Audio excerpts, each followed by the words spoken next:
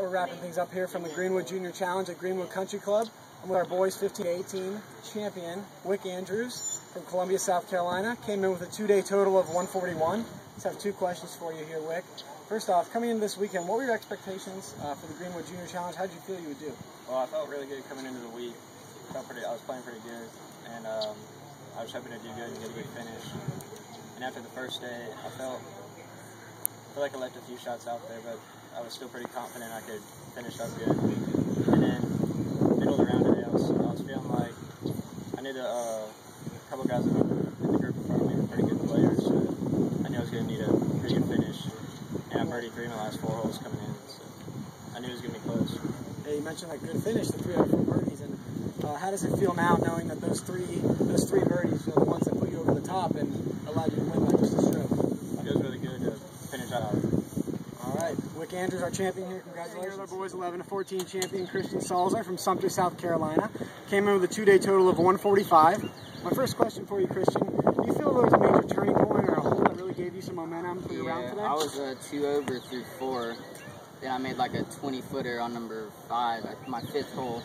That gave me a little more confidence putting and kind of turned me around. All right, sounds good. And going forward, this is a very competitive field in your age division. What kind of confidence does this give you going forward in future tournaments?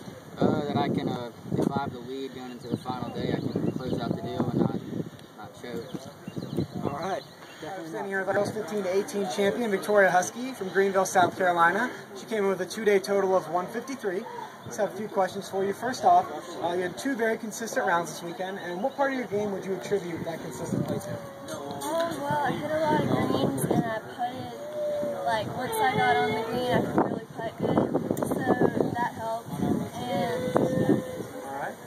And this being your first HAGT event of the year, coming out with a victory, how confident are you going forward in future events? Pretty confident. Congratulations. All right, I'm here with our girls 11-14 champion, Courtney Vogel from Greer, South Carolina. Had a day total of 165. My first question is, after being the first round leader with an 83, how did that affect your game mentally and on the course for your second round? Well, it didn't really affect me at all. I had to go out there and play good and do what I could. And there's nothing I said. All right. And this being your second straight win, having a victory up in Cobb's Glen, beating 2 very competitive fields, how do you feel about your game right now? Is your confidence just at an all-time high? Yeah, I'm playing pretty well. And since I'm playing these tournaments, I think I'm getting better and better. We're wrapping things up here from the Greenwood Junior Challenge in Greenwood, South Carolina.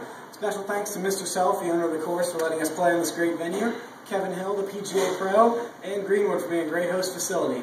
The HAGT will resume play next week with our first collegiate amateur event, June 5th to 6th in Disney, and the Falcons Fire Mid-Season Championship, June 9th to 11th.